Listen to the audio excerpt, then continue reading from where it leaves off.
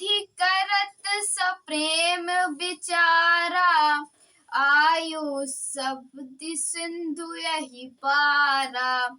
कपिहि विभीषण आवत देखा, जाना कहुर पुदूत विशेषा। तो इस प्रकार सप्रेमित विचार करते हुए वे शीघ्र ही समुद्र के इस पार धीरज श्री रामचंद्र जी की सेना थी आ गए। वानरों ने विभीषण को आते देखा तो उन्होंने सोचा कि शत्रु का कोई खास दूत है। ताहि राखी कपिहि पहि आए, समाचार सब तहि सुनाए। कहे सुग्रीव सुनहि रघुराई, आवा मिलन दशानन भाई। उन्हें ठहराकर वे सुग्रीव के पास आए और उन्होंने सब समाचार कह सुनाए।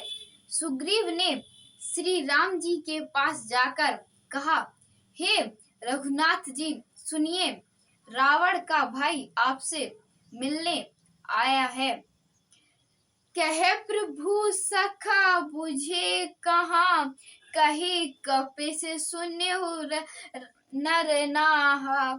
जाय निशाचर माया, काम रूप कही करन ये आवा।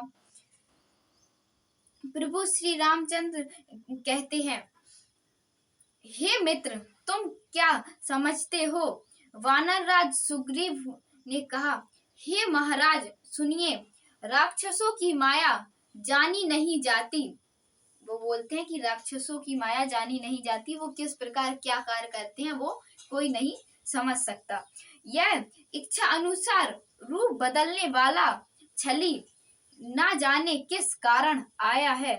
भेद हमार लेन सट आवा, राखहि बांधि मोहे असभावा।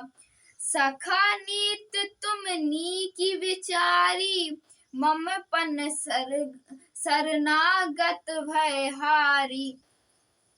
जान पड़ता है यह मूर्ख हमारा भेद लेने आया है, इसलिए मुझे तो यही अच्छा लगता है कि इसे बांध रखा जाए। यहाँ हमारे श्री रामचंद्र जी बोलते हैं, हे मित्र तुमने नीति तो बहुत अच्छी कही, परंतु मेरा प्रण तो यह है कि शरणागत के भय को हर लेना। श्री रामचंद्र जी बोलते हैं कि जो हमारे शरण में आते हैं, मेरा प्रण यह बोलता है कि उसके सारे भय को हर लेना।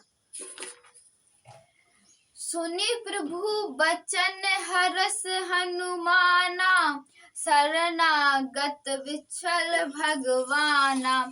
प्रभु के वचन सुनकर हनुमान जी हर्षित हुए और मन ही मन कहने लगे कि भगवान कैसे शरणागत वात्सल्य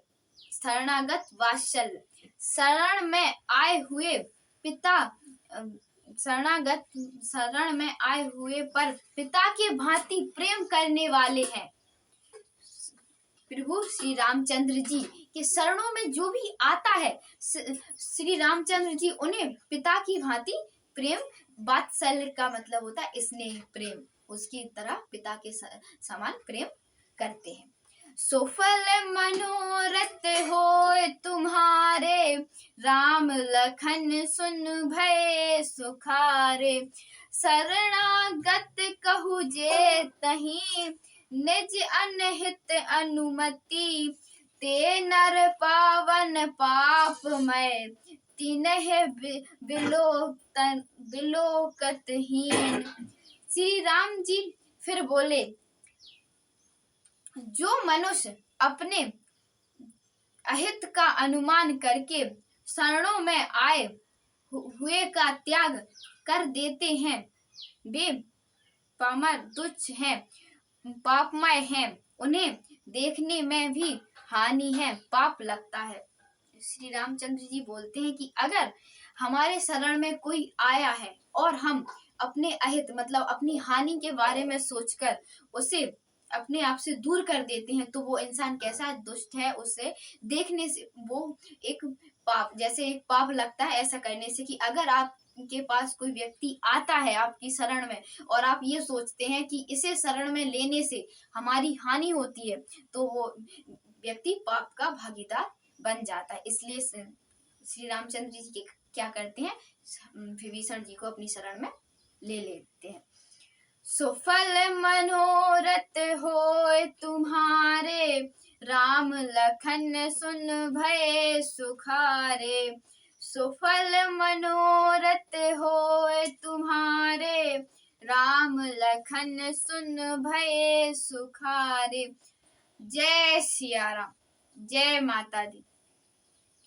आप सभी लोगों से निवेदन है कि आप अपने मन को एकाग्र करने के लिए प्रतिदिन सुंदरकांड का पाठ सुनते होंगे और उससे आपको अवश्य लाभ मिला होगा।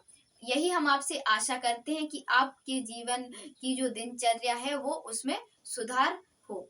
तो आप सभी लोगों से निवेदन है कि आप हमारे चैनल को लाइक करें, सब्सक्राइब करें और ज्यादा से ज्यादा अपने मित्रों को शेयर करें। जय सिया राम, धन्यवाद।